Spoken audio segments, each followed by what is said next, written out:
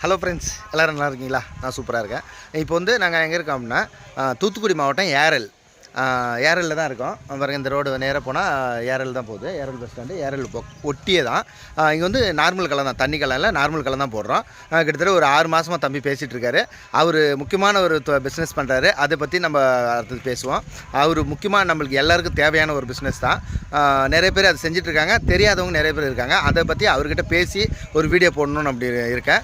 இப்போ வந்து இது மாதிரி நம்ம ஆலோ பிளாக் கம்பெனி வைக்கணும் வாங்கின கூப்பிட்டாரு. இங்கே வந்து ஏரலை பற்றி சொல்லணுன்னா, உங்களுக்கு ஏரல் கேள்விப்பட்டிருப்பீங்க நீங்கள். தூத்துக்குடி மாவட்டத்துலேருந்து கிட்டத்தட்ட ஒரு 10 கிலோமீட்டர் தான். சூப்பரான ஒரு பிளேஸு. முக்கியமாக இங்கே தண்ணி வசதி அவ்வளோ அழகாக இருக்குது. குளம், ஏரி பயங்கரமாக ஊரில் இங்கே எவ்வளோ இருக்கோ அதில் பாதி வெறும் குளம், ஏரியே இருக்குது. அந்தளவுக்கு செழிப்பாக இருக்குது. எல்லா விதமான விவசாயம் நடக்குது இங்கே. முக்கியமாக வாழை, அப்புறமா கரும்பு, இந்த மாதிரி நிறைய இது பண்ணுறாங்க விவசாயம். அதனால் நல்ல செழிப்பாக இருக்குது. சூப்பரான இடம். நம்ம இங்கே என்ன பண்ணுறோம் அப்படின்றத சைட்டை பார்க்கலாம் வாங்க.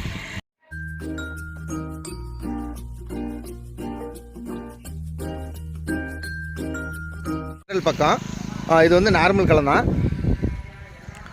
ஃபஸ்ட்டு வந்து கரண்ட்லாம் வாங்கிட்டாரு. முக்கியமாக நான் சொன்னேன் இல்லையா இந்த போன வீடியோவில், நீங்கள் ஃபஸ்ட்டு கரண்ட் வாங்குறது தான் நல்லது. இதுமாதிரி இது வந்து வாடகை இடம் தான். இது வாடகை இடத்துல கரண்ட்டு வாங்கிட்டு செட்டு போட்டுட்டு அதுக்கப்புறமா நம்மளுக்கு கூப்பிட்டாரு. முக்கியமாக பாருங்கள், மிஷினும் வாங்கிட்டார். அவர் ஃபஸ்ட்டு மிஷின் வாங்கிட்டார். பரவாயில்ல. நான் தான் சொல்லுவேன் இல்லையா, என்ன எப்படி வேணுனாலும் யூஸ் பண்ணிக்கலாம். என்ன உங்களுக்கு இதுதான் பண்ணிட்டேன் அதனால் என்ன சொல்லுவானா அப்படின்லாம் நீங்கள் யோசிக்க தேவையில்லை. இதுமாதிரி பண்ணிட்டுங்களே, மிஷின் வாங்கிட்டுங்க, களம் போட்டுட்டுங்க, இவன் கூப்பிட்டா என்ன சொல்லுவானா அப்படின்லாம் கிடையாது. நீங்கள் எதுக்கு எல்லாமே முடிச்சிட்டோம்பா, வெறும் சும்மா பூஜை போடணும், வந்து எனக்கு சொல்லி கொடுத்துட்டு போ அப்படின்னாலே எனக்கு வர சார்ஜ் கொடுத்தா எனக்கு கொடுத்தீங்கன்னா நான் வரேன். எனக்கு ஒன்றும் பிரச்சனை இல்லை. நான் சும்மா ஒன்றும் பண்ண போகிறதில்ல. எனக்கு இப்போ வந்து பாருங்கள் அப்படின்னு சொன்னாலே ஓகே. இது வந்து சைஸு பாருங்கள், கல் அடிக்கிருக்கேன், ஜல்லி உள்ளே கொட்டியிருக்கேன். இன்றைக்கி வந்து 1.5 ஜல்லி காங்கிரீட் போடுறோம். களம் சைஸ் வந்து பார்த்திங்கன்னா 31 அடி அகலம், 70 அடி லென்த் வச்சுருக்கேன். இதில் வந்து கிட்டத்தட்ட ஒரு 2000 கல் அடிக்கலாம். இதில் வந்து தண்ணி களம் போடுறதா இருந்தால் சைஸுங்கெல்லாம் வேறு. இதுவே நார்மல் களம் அப்படின்னா சைஸுங்கெல்லாம் இப்படி தான் இருக்கும். இது வந்து நம்மளுக்கு இது போதுமானது தான். இது வந்து 2 நாள் வேலை செய்கிற அளவுக்கு களம். இதில் வந்து 2 நாள் வேலை செய்யணும். எப்படின்னா 2000 கல் ஒரு நாளைக்கு 1000 கல் அடிச்சிங்கன்னா உங்களுக்கு 2 நாள் வேலை செய்யலாம். இன்றைக்கி அடித்த கல் நாளைக்கு தூக்கக்கூடாது, நாளைக்கு ஒரு நாள் விட்டு தூக்கணும்.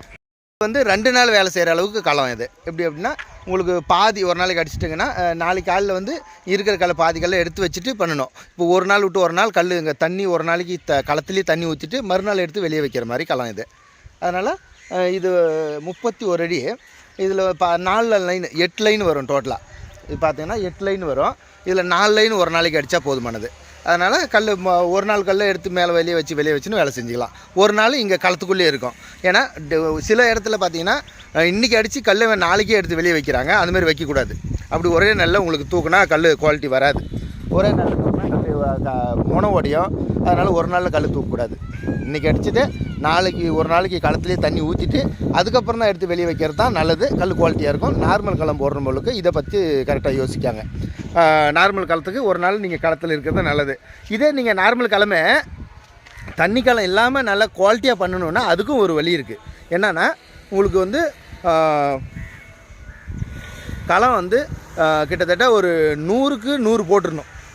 பெரிய லெவலில் 100க்கு 80 ஆச்சு போட்டுட்டா உங்களுக்கு ஒரு 5 நாள் களத்துலேயே இருக்கணும்.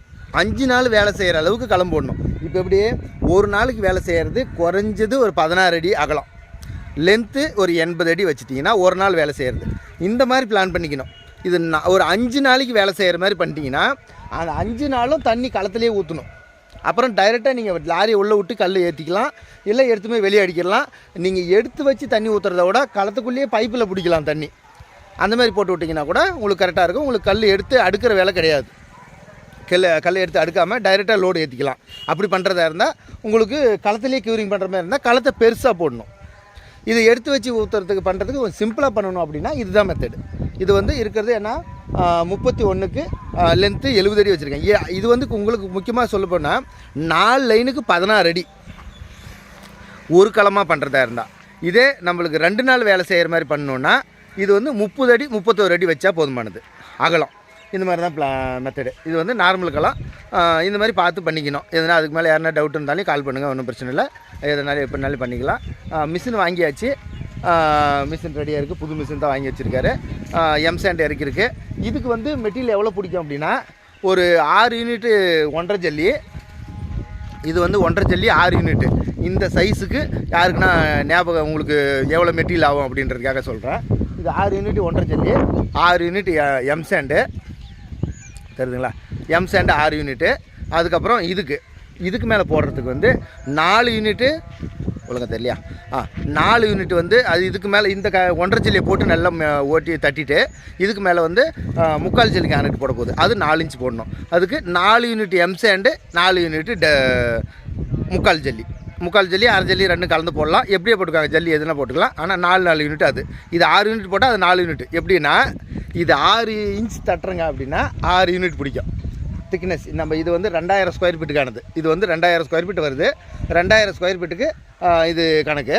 அதனால் இது வந்து 6 இன்ச்சு 1.5 ஜல்லி போட போகிறோம். 4 இன்ச்சு 3/4 ஜல்லி போட போகிறோம். 3/4 ஜல்லி 4 யூனிட் 3/4 ஜல்லி 4 யூனிட் எம்சாண்டு. சிமெண்ட் மூட்டை ஒரு 70 மூட்டை சிமெண்ட் பிடிக்கும். இதுக்கு 50 மூட்டை சிமெண்ட் பிடிக்கும். 1.5 ஜல்லி காங்கிரீட்டுக்கு 50 மூட்டை சிமெண்ட் பிடிக்கும். கிட்டத்தட்ட ஒரு 150 மூட்டை 120 மூட்டைக்குள்ளே முடிஞ்சிடும். இது ஹெச் கம்மி ஆகும். 10 மூட்டை ஹெச் கம்மி தான். கரெக்டாக யாராலையும் சொல்ல முடியாது. அள்ளி போடுறவங்க ஹெச் கம்மி பண்ணிடுவாங்க. அதனால் இந்த மாதிரி பிளானில் இருக்குது. இது மாதிரி பார்த்து இதுக்கு மெட்டீரியல் செலவு எல்லாமே சேர்த்து பார்த்தீங்கன்னா ஒரு 2 லட்ச ரூபாயில் இந்த களம் போட்டுடலாம். இதுதான் பிளான். இது வந்து நார்மல் களம் 2 லட்சத்தில் நம்ம போடுறோம். நம்ம வந்து லேபர் கான்ட்ராக்ட் தான் இப்போ நான் செஞ்சுருது. மெட்டீரியல் எல்லாமே ஓனர் வாங்கி கொடுக்குறாரு. அந்த ஓனரை பற்றி ஒரு வீடியோ அடுத்தது பேசுகிறேன். அவர்கிட்ட நான் பேசிவிட்டு அவர் என்ன பண்ணிகிட்ருக்காரு, அது எதுனா நம்மளுக்கு எல்லாருக்கும் யூஸ் ஆகுமா அந்த பிஸ்னஸ்ஸு அப்படின்னு சொல்லிட்டு நான் அதை பற்றி அவர்கிட்ட பேசி ஒரு வீடியோ போட போகிறேன். பார்ப்போம். சப்ஸ்கிரைப் பண்ணுங்கள். நிறையா முக்கியமாக இப்போ நான் 10 நிமிஷம் வீடியோ போட்டோம் முன்ன, அது பார்த்தீங்கன்னா 1.5 நிமிஷம் 2 நிமிஷம் சராசரி பார்த்துருக்காங்க. இது எதுக்கு அப்படி ஓட்டி பார்க்குறீங்கன்னு தெரில. டைம் இருக்கிற மாதிரி உங்களுக்கு இது வந்து ஒரு என்டர்டெயின்மெண்ட் வீடியோவோ இது கிடையாது. இது வந்து பிஸ்னஸ் சம்மந்தமான வீடியோ. இது நீங்கள் கண்டினியூ பார்த்தா தானே புரியும். கொஞ்சம் கட் பண்ணி பார்த்தா என்ன புரியும்? எதுவுமே புரியாது. எனக்கு தெரியல அது எதுக்கு அப்படி பார்க்குறதுன்னு தெரில. இது வந்து பிஸ்னஸ் சம்மந்தமாக இல்லை நம்மளுக்கு ஒரு என்ன தேவை இதை பற்றி தான் வீடியோ. ஆனால் இதை கட் பண்ணி பார்க்குறாங்க. அது எதுக்குன்னு தெரியல. முடிஞ்ச அளவுக்கு கண்டினியூ பாருங்கள். வேஸ்ட் அது. இப்போ அப்படி பார்க்குறது உங்களுக்கும் பிரயோஜனம் இல்லை, எனக்கும் பிரயோஜனம் இல்லை. எனக்கு நீங்கள் இப்போ நான் ஒன்று செஞ்சேன் அப்படின்னு எனக்கு ஒரு திருப்தி இருக்கணும். நீங்கள் இதை பார்த்தீங்க மண்டியில் ஏறிச்சு அப்படின்னு உங்களுக்கு ஒரு திருப்தி இருக்கணும். அதை கொஞ்சம் யோசனை பண்ணிக்காங்க. அது வேஸ்ட் அப்படி பார்க்குறது. முடிஞ்ச அளவுக்கு கண்டினியூ முழுசாக பாருங்கள். அதுக்கப்புறம் முடிஞ்ச அளவுக்கு பிடிச்சிருந்தா லைக் பண்ணுங்கள். சுத்தமாகவே லைக்கே பண்ண மாட்டேங்கிறீங்க. Okay, by.